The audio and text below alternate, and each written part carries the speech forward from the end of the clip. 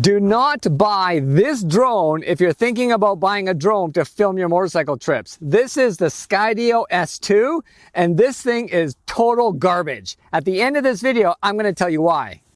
Just kidding, I'm not a YouTuber, I'll tell you right now. Let's go in the studio and I'll show you why the Skydio S2, I want to make sure I get those keywords in there. The Skydio S2 is total garbage and I hate this thing. Okay, let me show you on my computer what it's really like to fly the Skydio drone, because their marketing video is very carefully edited because the reality is pretty far removed from that. So let me show you some sample clips from some previous trips that I've been on. Okay, one of the first things that I mentioned before is the Skydio likes to sit directly above you. It doesn't like to be very high. It's not a drone where it'll pull way back. It's like it loves to sit directly above you. So you can look at this shot here. It's maybe about 20 feet above me or so. The trees all around me, but this shot is useless because you have no context about where I am or what's scenery or whatever. It's just directly overhead. You might use it for like 1 or 2 seconds maybe, but once again, the whole point of a drone shot is to be able to kind of get an establishing shot of what's around you. So as I go through these trees, I kind of stop here. You can see I kind of stop here, and I'm trying to like put the drone further back because I want it to capture the overall scenery around me. So I kind of push it back a bit. But once again, the Skydio drone likes to be above you. It likes to be directly above you and look down. So I mean, I don't know what kind of drone, like what's good is that? Like you can see here, it's like, it really has a hard time getting pulled back. That's what I wanted. You can go up, but it'll always come like directly below you. So you can see here, like once again, the drone is like looking straight down. I mean, this is marginally better than the previous shot, but I mean, still, it doesn't really establish kind of the scenery or anything that I'm seeing or anything like that. So now here it gets a little bit better, because the trees thin out. So because the trees thin out, you can kind of see a little bit more of the foreground there, but you can still see like the distance is only about like, maybe 10% of the overall frame, right? So it's still not great. Skydio does a pretty good job of flying around this tall tree here. Recognizes that tree and kind of scoots around it, which is nice, but still not a great shot. And then I ride along a bit more here. It does a pretty good job. You can see that it kind of avoided that tree, this tree there. It's okay, that's pretty good. It was avoiding all these trees. That's great. But it still is really close. It's not far. I want it to be much farther. And then, now Skydio has two types of tracking. It has the GPS tracking. It has the beacon tracking. Where's my beacon? I can't remember. Let me find it. I'll be right back. Talk amongst yourselves. This is a beacon. This is actually pretty clever. I like this thing a lot. So it uses GPS and this. I guess it's GPS with your phone or whatever, but it locks onto this. And the thing I like about this is you can actually control the Skydio with this. It's kind of neat. It's like a wand. If you hold the button down, you point at the Skydio, you point over there, the Skydio will move over there. You point back, up and down. You can actually control the drone a lot easier with this than you can with the remote or even with the app. So this is actually pretty clever. Good job, engineers. What I do when I fly is you can see I got a little string here. I actually put this around my neck and this hangs down here because I don't obviously control the drone when I'm riding my motorcycle, right? It's kind of dangerous. So I have my phone mounted on my bike so I can see what the Skydio is doing. I connect the Skydio to the beacon here so it knows where I am because it has two tracking modes, visual and GPS. So if it loses you, it uses GPS to kind of figure out where you are. And so I have it locked onto this thing, which is what Skydio recommends.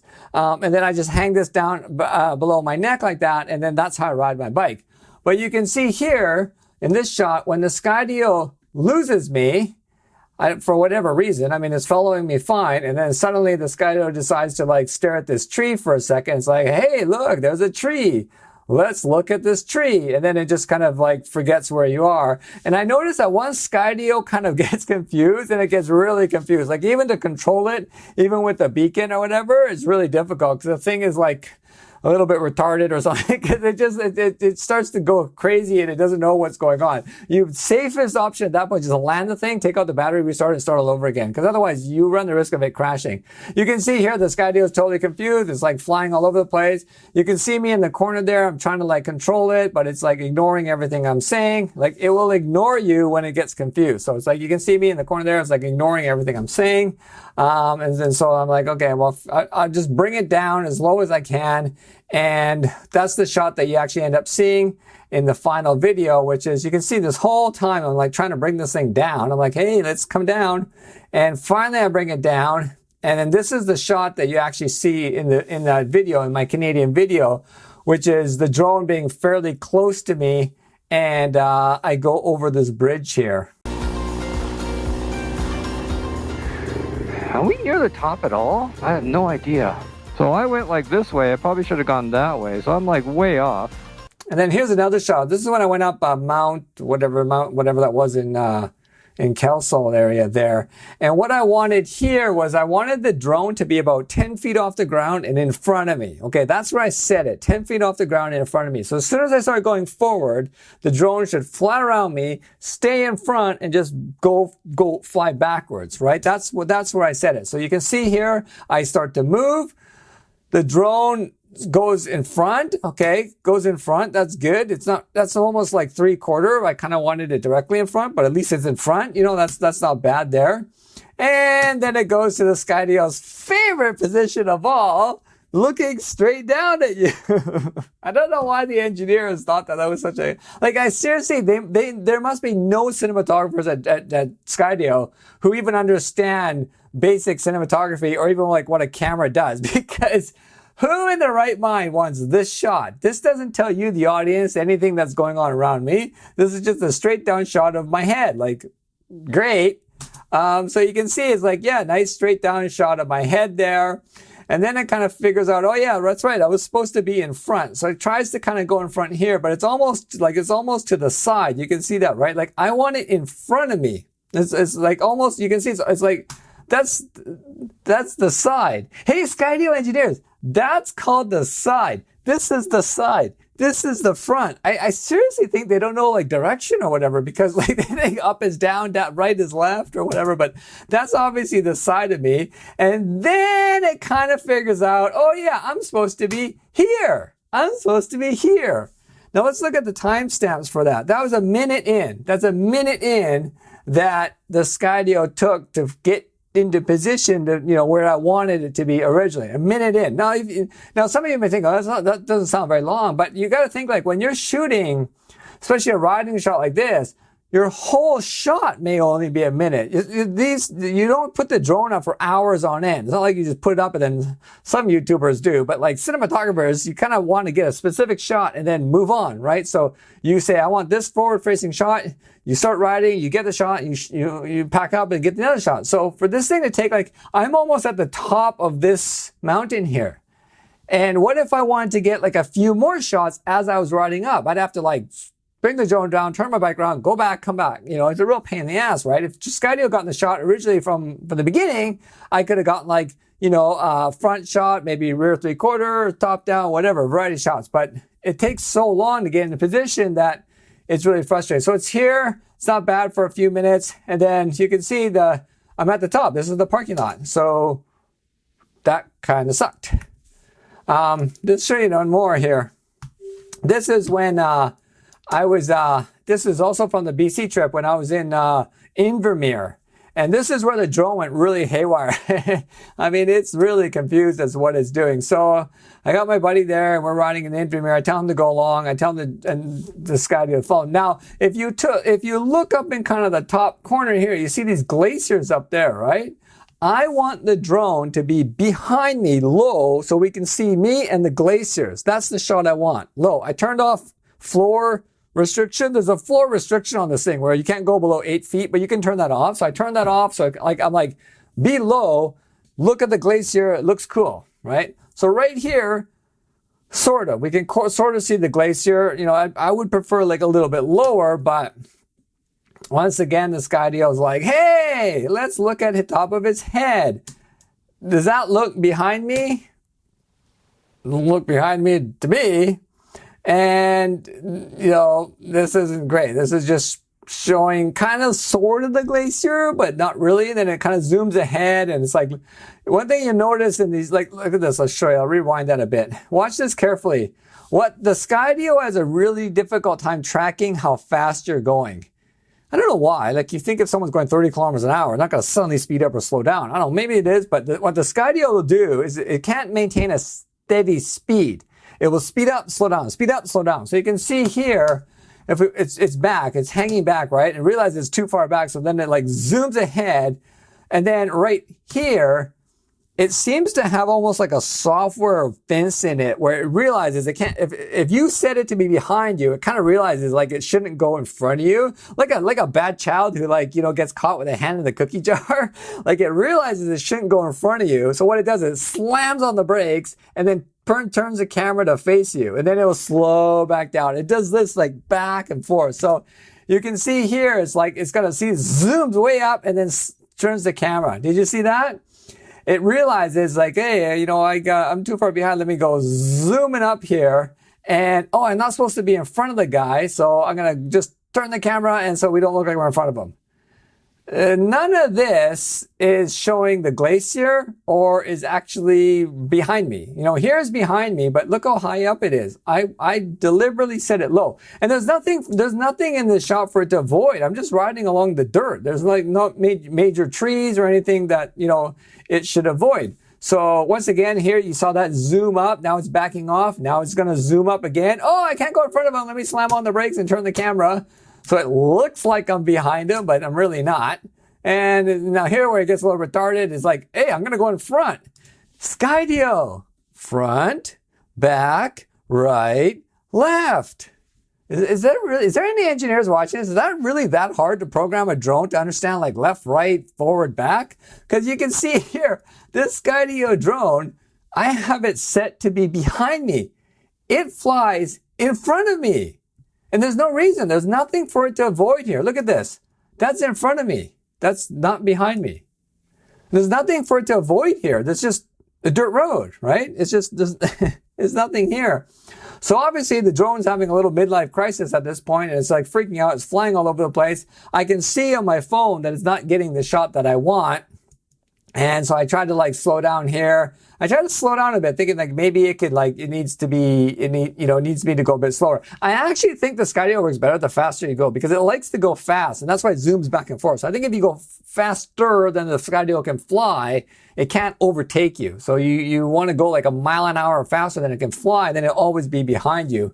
But I'm thinking here, like I thought maybe I need to slow down or whatever. It's still zooming around all over the place. You can't see the glacier at all, right? You just, once again, like we're looking straight down here. I'm trying to adjust it. You can see me move my hand there. I'm trying to adjust it. Like look at this shot. Once again, top down. Like, yeah, looks good. I'm trying to adjust it to try to put it back, put it lower. But it doesn't seem to want to work. And then eventually here where I'm like, I start riding again and the drone just says like, I'm just not going to follow you. I don't know what I'm doing. You got me going all over the place. I just gotta start following you. And the drone does this a lot. The tracking is pretty bad. It just completely forgets about you, you know, whatever. And now some of you may think, yeah, but there's a lot of stuff there. There's a lot of foliage, a lot of things for the drone to track. Maybe that's difficult for engineers. I don't know. Okay, well, let's see what happens when we have an area that there's like nothing. So this is the shot of me like in the Alvord Desert. Flat playa plain. There's nothing there. No trees, no shrubs. There's nothing for the drone to have to avoid. All it has to do is follow the black mass that is moving above the light background. I don't think that is that hard. I mean, we have cameras now that can do facial tracking. We have like all kinds of tracking software now. I can't imagine that it's that hard to track something is like essentially black and white. Like here's a white canvas, just follow the black thing that's moving across it. I don't think that'd be that hard, right? So I'm on the playa here. Once again, you can see this, the Skydio is looking straight down above, you know, below me. You can't see the horizon at all. It's total garbage. This shot is totally useless. I can't use it at all. So I stop. At one point I'm like, okay, this is bullshit. So I stop and I set the drone to where I want it. Let me see here. Let me go forward a bit. I mean, lots of shots of me like facing straight down here. So I set it there. Do you see that? Look at the horizon. Look how much the horizon drops. That's where Skydio wants to be. I want it to be there, right?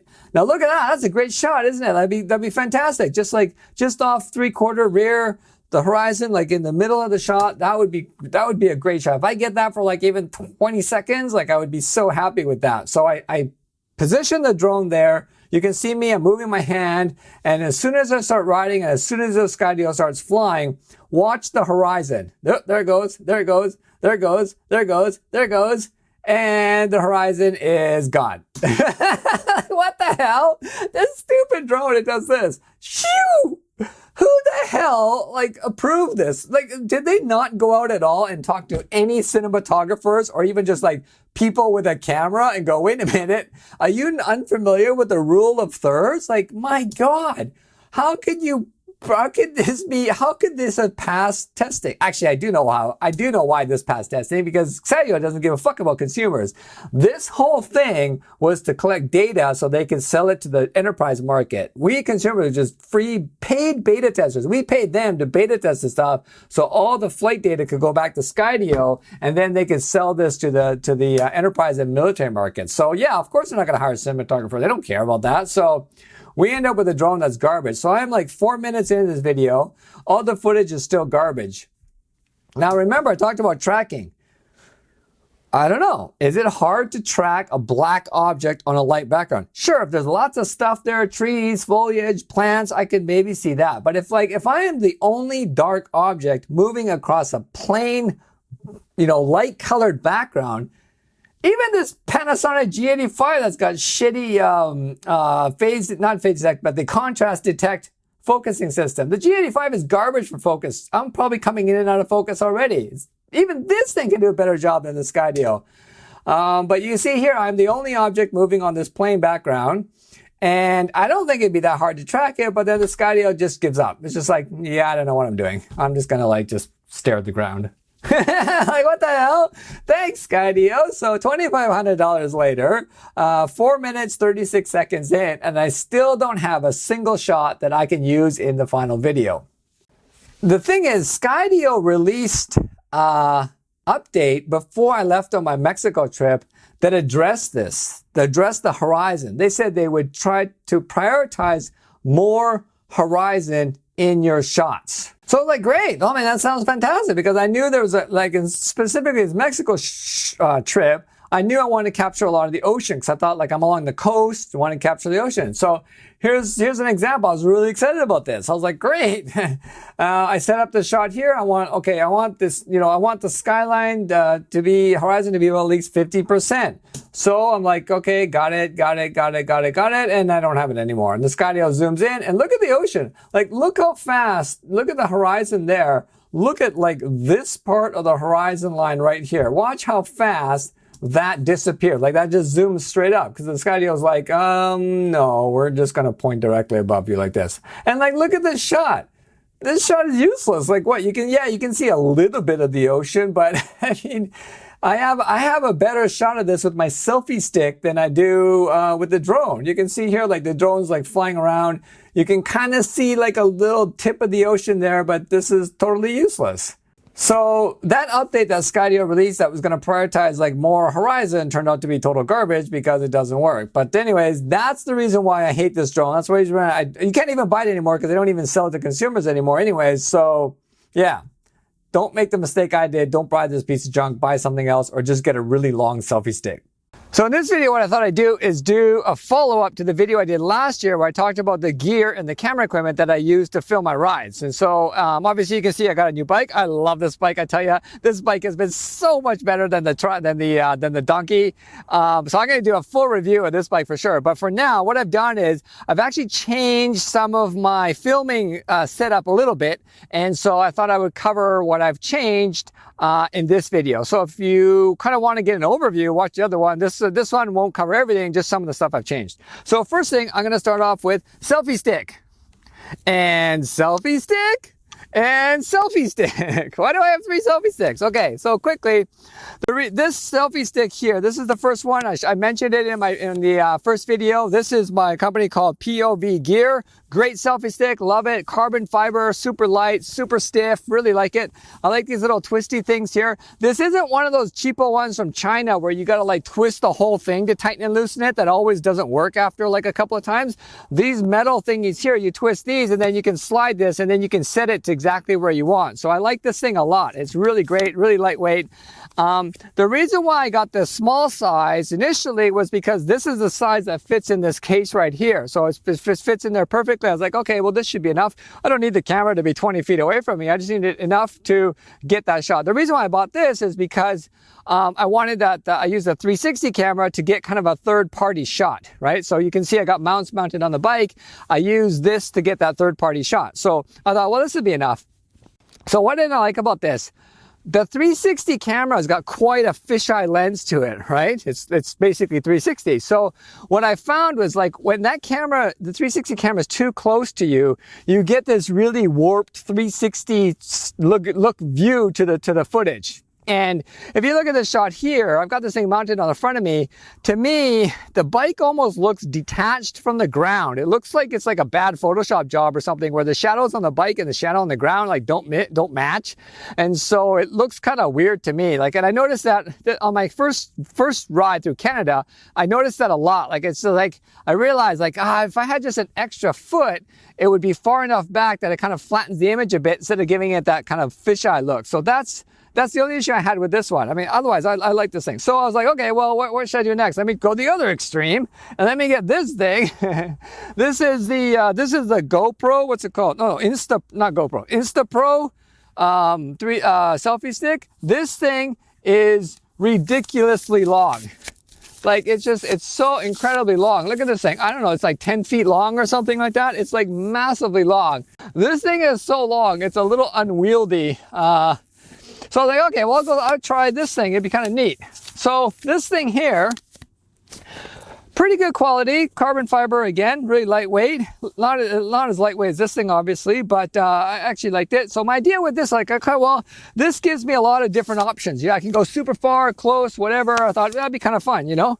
And on some of the shots, it does look pretty cool. You can get what looks like almost a drone shot with this. Yeah, if you bought the Skydio S2, it's garbage. But this thing can mimic a drone shot if you extend it far enough. Now, obviously, you can't be like going around corners, dropping the hammer, getting your knee down, because then this thing's going to be walling all over the place. But some of the shots you can see here, it kind of looks like I have a drone shot. But the reality is this is just mounted on my case here, and just I extended it as high as it can go. So overall, this is not bad. What I didn't like about this, the 360 camera's got software in it that eliminates the selfie stick, right? You put the camera on the end here, it uses software to eliminate the selfie stick so you don't see it, right? It gives it that illusion that someone's filming from a distance away. Unfortunately, this is quite thick. The base of this is quite thick. So obviously the thicker this is, the harder it is for the software to stitch it out, right? If it's really thin, it's a lot easier. So you actually see this base and this handle in many of the shots, like you can see here. And because you see that, you also see this bright yellow band that they put around here. I don't know why in heaven's name the people who made this thing decided, hey, let's put a bright yellow band on there so that gets in everybody's shot.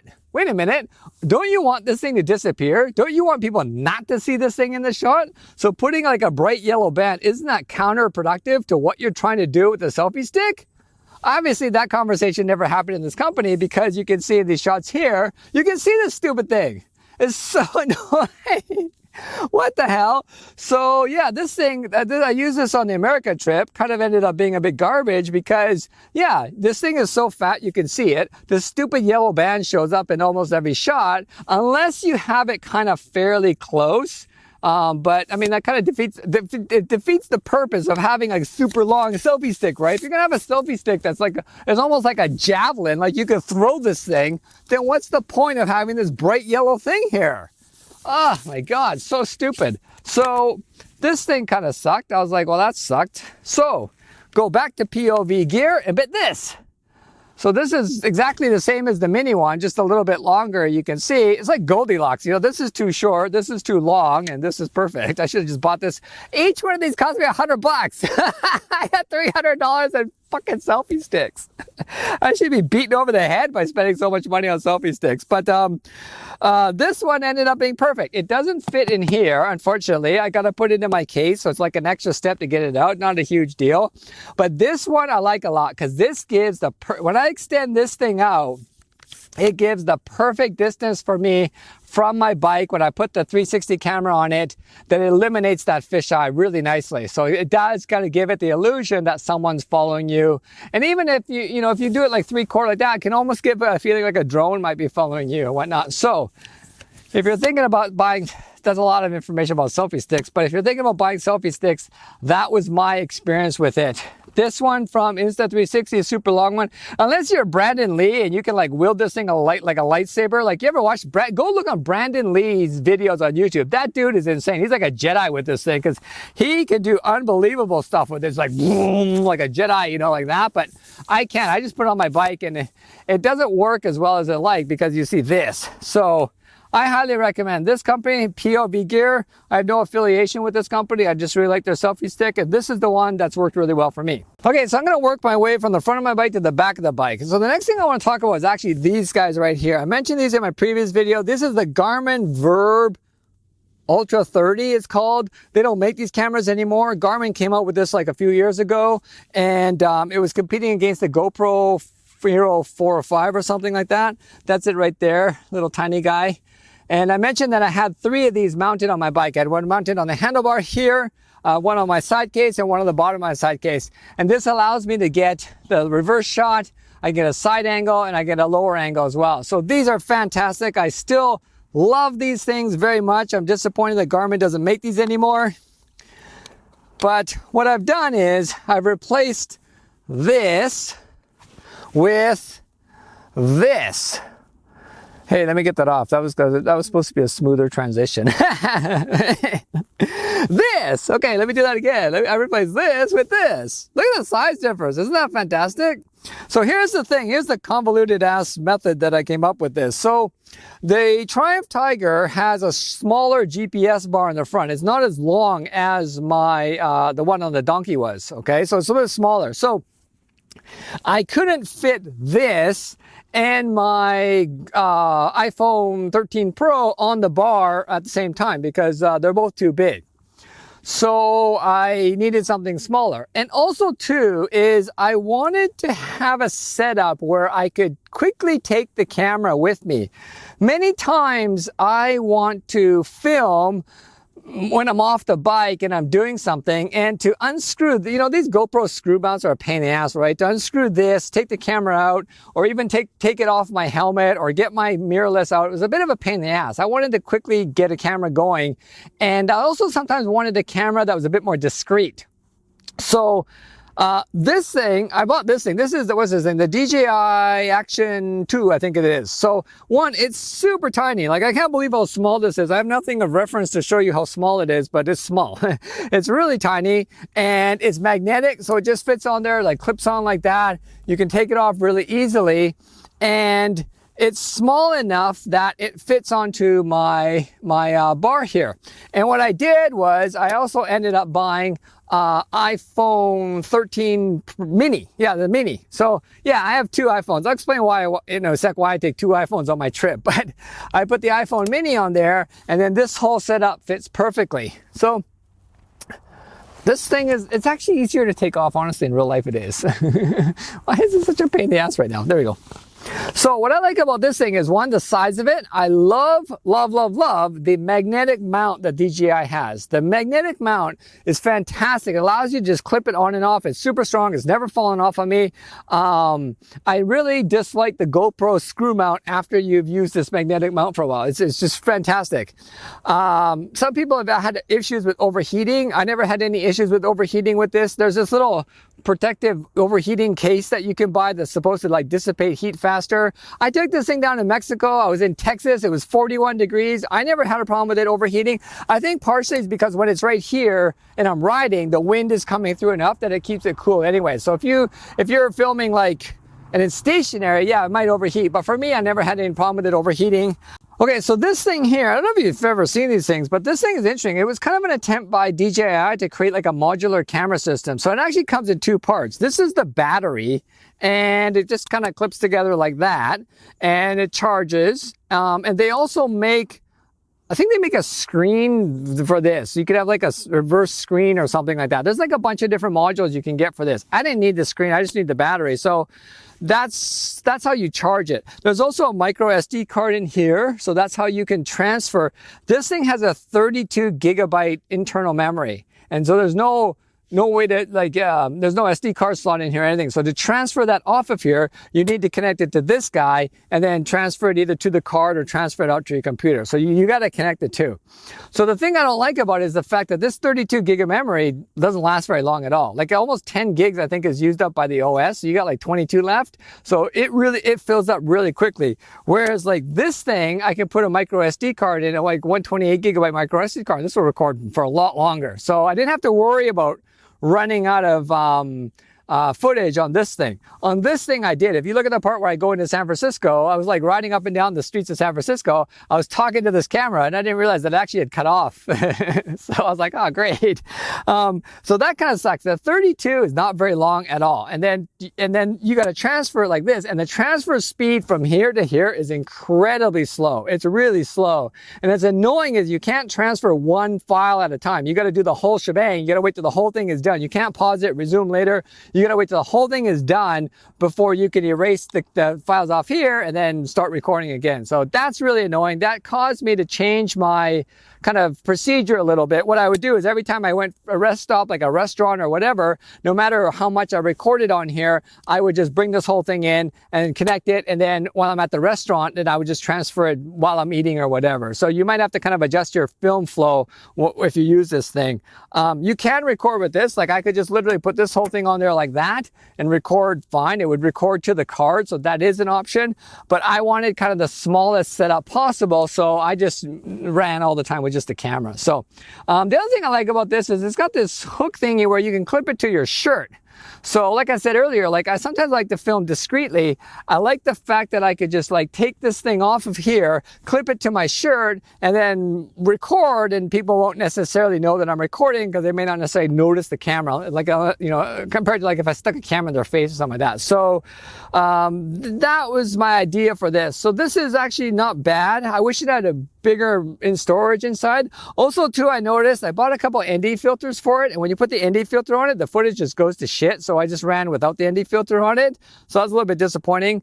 The footage is better on this thing than it is on this thing. Like the visual of the footage looks nicer on this than it does on this. So video, I can see why this thing didn't sell very well, because the video quality is not that good. The internal storage is a bit limited. The battery life is not very long. People were having overheating problems with it at the beginning. So I can see why it didn't sell very well. And then DJI, is it DJI? Yeah, DJI went back to like the regular rectangular action cam shape. But I think for very specific use case, this is actually pretty good. And for me, just to record some reverse POV of me, this thing has been totally fine. Okay, let me talk about my next favorite piece of equipment, and that is this thing by Peak Design. Not this case is part of it, but this whole mount system from Peak Design. This is the iPhone mini. I'll explain why in a second, why I take two iPhones with me, but this is the iPhone 13 mini. And let me talk about the mini. Let me talk about the case. So before, on my previous trips, you'll notice that I had a quad lock system on here. You see a little black thing is a quad lock. So quad lock is really popular. If you ever visit the quad lock website, then they're going to follow you all around the internet because they're going to try to sell you their quad lock mount, right? You probably experienced that. And I had no problems with the quad lock mount per se in terms of like mounting my phone to the, or keeping my phone mounted. It never fell off. It was stable. Yeah, no problem. The thing I hated the most about the quad lock system is the fact that I can't mount the phone and take the phone off the mount with one hand. I can't do like this. And you're like, well, why the hell would you need to do that? When do you ever need to do that? I don't know. Maybe others don't, but for me, surprisingly, I need to do it a lot because one, I don't necessarily want to have the phone mounted to my bike the whole time because the risk of damaging the camera, I don't know if you know or not, but Apple released a press release a while back saying that the vibrations from the motorcycle can damage the camera system on iPhones, especially the image stabilization. And then it makes your camera useless. So obviously I don't want to keep it on my bike a lot. And the other thing is kind of just purely kind of cosmetic, is when I'm filming with my GoPro camera with this thing here, if I have my phone mounted here, these screens are quite reflective. So you actually see this reflection back at me. And I don't like that. I don't like anything reflective. I don't like seeing the camera in any of the footage that I film. Even showing this on here or showing it on here, it just bugs the hell out of me. I don't like it when filmmakers do that. They splash like water or blood or something on the screen. I don't like that at all, because it's like, I'm just gonna move my tire here. It takes me right out of the shot, because I'm like, hey, why don't you come back? Hang on a sec. There. What was I talking about? Okay, so yeah, it takes me out of the shot, because then I'm like, well, there's a piece of glass between me and the action. So I don't like seeing the camera, the shadow of the selfie stick. I don't like seeing it at all. I want to try to hide that as much as possible. So because this thing's got like a reflective screen, if I'm filming with my GoPro on my helmet, you're just basically seeing me. So that's why I only use this when I'm navigating for maps. So the only reason why I use my phone is two reasons. One is to film, and one is for maps. That's the only reason why I use the phone. So this is getting long-winded. What the hell am I talking about here? Let me go back to peak design. So yeah, that's the main reason why I didn't like the quad lock, is you just can't take it on off. If I want to, for whatever asinine reason, if I want to remove my phone from the mount while I'm riding with just one hand like this, the quad lock system, you can't do it. I don't know, maybe someone else can. Maybe you've got like octopus hands and you can like get behind there and do all that kind of stuff. I couldn't do it at all, and I found it incredibly frustrating to have to pull over, grab both hands, put it in my pocket, and get going again. F that. So I was like, okay, well, let me try this peak design one, and man, I cannot tell you how happy I am just to be able to do this. Great. It's so fantastic. I can pull the phone out of my pocket, put it on there, check a map if I want. Okay, put it back in my pocket. I can do it on the road. It's fantastic. Peak Design did a great job with this. I've had no problems with the phone falling off. The mount's really strong. No problems with that at all. I love everything about this thing. One thing I don't like though, one little nitpick, is the fact that they've got a vibration dampener in the mount, right? They try to do that to try to minimize the vibrations coming up from the bike to try to protect your camera. Great. With the quad lock, that's an extra item you have to buy. With Peak Design, you don't. It's built right in. Fantastic. The only thing I've found, and this might be just this phone, maybe if I'm gold, my eyesight's getting bad or whatever, but the wobbly, the jiggly, is a little bit too jiggly, and it actually makes it hard to read the text on the screen. And now it could just be because I got the iPhone mini and maybe the text is really small. Like I said, maybe my eyesight's going bad or whatever, but that's the only kind of issue I found, was that with the quad lock, I found that it was a little bit more stable. Now, perhaps that quad lock system is not great in terms of dampening vibration. Maybe this one's better. Maybe this will protect my camera, or protect the camera and the phone more. I don't know. But just something to be aware of is that if you're using this for navigation and you're really kind of got to read the street signs or whatever, I found this a little bit kind of too jiggly to try to read it. But that's my only complaint. This thing's been rock solid. It's been through rain, no worries there. It works every single time. I can just get it on and off. Can you tell I just like doing this? It's just so much fun. It's got a nice satisfying click when it's on there. It's super solid. So Peak Design, fantastic.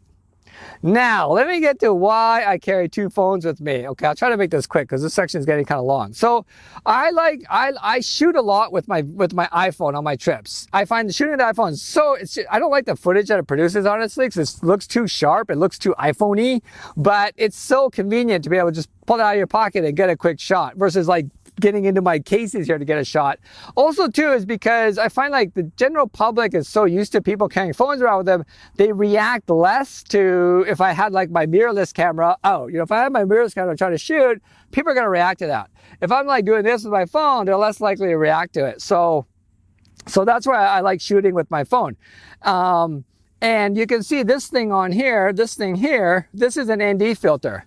Now, I won't get too much into technical details here, but what you can do with the ND filter is you can slow the shutter speed down. If you use an app on the phone, you can slow the shutter speed down to kind of give you a little bit more, a softer look to it, a little bit more motion blur. So that, for example, if I'm filming like my motorcycle going by, by me, or if I'm filming something car or whatever, it'll be a little bit blurry instead of like choppy like this. It just looks a little bit nicer and it matches the rest of the cameras that I use. So that's why I have an ND filter on here. Now, originally on my previous phone, I tried to bring this thing. I was like, I'm just gonna run with one phone. So I was like, okay, well, when I'm gonna film, I'm gonna like attach this guy on here. This just kind of attaches on and all that. This was a giant pain in the ass. Just don't do this. Like, the whole point of the phone is that you can film quickly. Have to pull it out, have to attach this thing, try to screw this on. This thing sucked. So I was like, okay, well, try the Polar Pro system like that. It works really well. It's got this handle thingy here. You can film really easy. I just basically leave this whole setup attached like this all the time, being in my phone, in my pocket. And so this phone is only used for filming. It never gets mounted on my bike. I don't have to worry about the camera dying or the camera getting affected by vibration. It's just always in my pocket. I pull it out, it's ready to film. This phone here is only used for navigation. So this is like a backup phone. So if the camera dies on this, I don't really care because I'm filming with this thing anyway. So that's why I ended up with a 2-camera system. It seems a bit convoluted. If you have a better system, let me know. But so far, it's kind of worked for me. I will say a little bit about this Polar Pro company though, is that this ND filter mounting system is not very great. I'm a little bit surprised in that this ND filter pops off really easily. And if you've got it on your, like, I always keep it I keep it on because I film with it almost all the time, unless I'm filming at night or whatever. So when I pull it out of my pocket, this thing can pop off really easily. And even if you're just filming, I mean, someone taps it, it can pop off. Once again, I'm a little bit surprised that this company would do that because I don't know any photographer in the world whose #1 feature for their ND filter is that it comes off the camera easily. No photographer has ever said that in their life. Apparently, the people at Polar Pro do, though. Every single other ND filter on a camera like this mirrorless here screws onto the lens. It's threaded, so it screws on, so it can't fall off. This thing here is like, boop, it just pops off. If someone bumps it, you put it down a table or whatever. Like this. Think about how you're gonna film with these phones. You're kind of moving around, right? You might bump it. So I was a little bit surprised that they went with this system, this mounting system it's actually harder to get on than it is to get off. So that's my only complaint about it, is that I wish they made this a little bit more secure to the overall case. This grippy thingy is pretty good. I like it. I like that it's got a tripod mount in the bottom so I can put it on tripod. It actually feels good in your hand to kind of film like this. All that stuff is excellent. The ND filter works great. It does kind of, the footage still looks like an iPhone. There's nothing you can do about that, but it does kind of soften it up a little bit, which I like. But my only complaint is, like, I'm just a little bit surprised that they make this thing so easy to get off. If they made this thing like a magnetic mount like that, that would be fantastic. But that is the long ass story of why I carry 2 iPhones with me and how much I absolutely love the Peak Design mount. Okay, let's talk about the most important mount that you're probably going to use if you like to film your motorcycle rides. And that is the mount that attaches your GoPro or whatever camera you use to your helmet. Because this is the most common angle that a lot of people have, right? This is like camera A, we call it, right? So let me talk about what happened on my USA trip and what I did different for my recent Mexico trip. So on my USA trip, I had a different helmet. On the first trip, I used that Pro Shot one that you saw and worked totally fine. That thing is stable as a rock. It'll never fall off. It's great. Second trip, I had a dual sport helmet and the Pro Shot didn't quite fit. So I was like, okay, well, let me try something different. So I bought this thing by this company called Chin Mounts. Very popular, just like Quad Lock. If you ever go on the Chin Mount website, they'll follow you around the internet trying to hassle you to buy their crap. But so I used this thing. Now, the problem I had with this thing was the fact that the sticky part that connects this to your helmet doesn't stay sticky. Now, once again, maybe it's just me, maybe I'm just a picky consumer or something, but it would seem to me, let me think here. If we make a mount that is supposed to be sticky and the sticky is supposed to attach to the helmet, then it should stay attached to the helmet, should it not? The sticky should not become non-sticky because otherwise it defeats the purpose of buying this thing, right?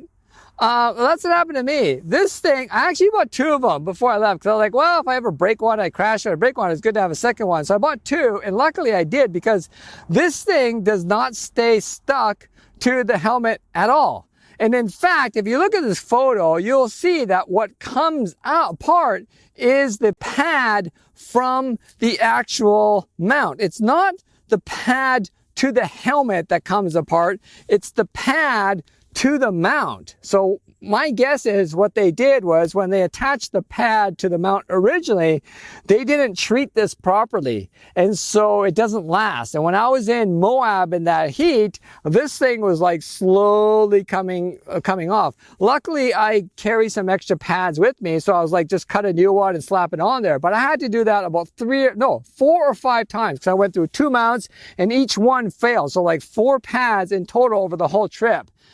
Now that really sucks because you can imagine if this thing fell off while I was on the highway, and it's like down the highway or something, right? So this is the mount that you want to have rock solid. You don't want this thing coming off at all. So this mount by Chin Mounts is total garbage. Okay, that's garbage. And then I even emailed them. I said, hey, your stuff is not sticking. You know, what should I do?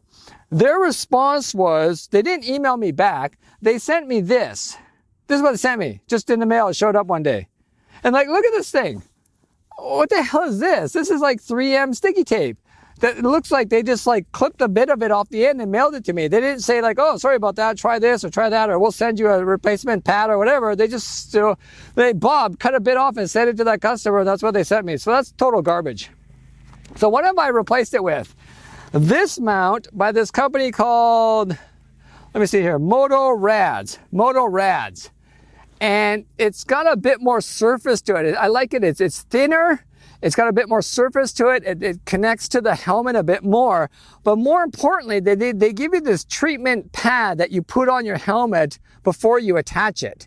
And then this thing forms a really strong bond. I took this all over Mexico in hot weather, rain, whatever. This mount, like I can hold it like this. Like this mount is not coming off. I'm actually a little bit worried about it because if I sell this helmet, how the hell am I going to get this mount off? But this mount, I've been really happy with it. It's fantastic. It's held this GoPro like no problems whatsoever throughout the whole trip. Absolutely great. If you do have it's interesting because it's actually got a metal band in here. So what you do is you bend it to conform to your helmet and then the metal will keep it there and then the sticky will stay stuck and then it keeps it onto your helmet. My only concern is with the dual sport helmet that I have, the chin area is pretty sharp. So I don't know if that will bend enough around that sharp area. With these kind of like general purpose helmets, that this area is a little bit wider, it fits perfectly. But if you have like more of a narrow point to your chin, the MotoRadds may or may not work for you. But if you have like a normal regular helmet like this, I highly recommend this MotoRadds system. It's nice and clean, super easy. You just got your GoPro mounted there, you know, works no problem. So absolutely fantastic. And then chin mount, total garbage. Okay, so hopefully some of you found that interesting. It was a bit technical and whatnot. And some of it may seem a bit pedantic. You're like, you bought a whole other tripod just to save a few seconds. But yeah, I just realized I never actually talked about my tripod. So let me tell you what the hell I'm talking about here. I'm talking about this. I'm just going to quickly record this with my iPhone. Sorry about the audio quality and stuff, but this is the Manfrotto B-Free Live Travel Tripod. This is the one that I've taken on 2 of my trips. And I replaced it with this. This is the Ulanzi something or other. I don't know what it's called. I'll put it up on the screen. The reason why I replaced this with this, 2 reasons. One, the build quality of this Manfrotto is not very good. I was really disappointed. I've always been disappointed with this thing here. This is one of the first kind of lightweight, compact travel tripods that came out a long time ago. And I thought because the Manfrotto name, I thought it'd be better quality, but the quality of this thing is not that great. The quality of this thing, much better. But the main reason why I replaced it is, once again, it may seem a little pedantic, but it's just efficiency. Is the setup time for this is significantly shorter than this. So imagine I'm on the side of the highway, trucks are going by, I want to quickly get a shot. I pull this thing out of my side case. I have to unfold it like this, lock the legs in like that so they don't so I can extend it, and then lower the neck here, put my camera on. Okay? Now imagine I'm on doing the same thing, side of the highway, I get this thing out of the side cases, and it's a no-brainer, right? So the setup time on this, and then collapse, boom, put it back in my case. This thing, I want to collapse it, I have to extend the neck, fold the legs in, unlock all the legs, fold it back up this way, put it back in the case. That takes a long time. This thing here, I just boom, done, and it's simple. So that's the main reason. That's what I'm talking about there is why did I buy a whole separate tripod just to save me a few seconds? Because this is a giant pain in the ass. This is not. But the thing is, I'm always looking for ways to try to improve the efficiency of my shoot. And when I use this tripod, I set it up and down 4 or 5 times a day, and my whole entire trip is 3 weeks long. Yeah, it does make a big difference. It makes a big difference in the frustration level, because when things are easy, it's great. When things are not easy, it sucks. And when it sucks, you typically don't shoot. Then you end up with 3 weeks of just GoPro POV footage, which no one wants to see that, right? So that's why I'm always looking for ways to try to improve the efficiency of my production as well as the quality of the video. So hopefully some of you found that interesting. But remember, do not buy the Skydio drone. It's garbage. Repeat that over and over again. It's garbage because the company has screwed over all of us who bought the drone. So don't buy the Skydio drone. Buy everything else. Everything else is good.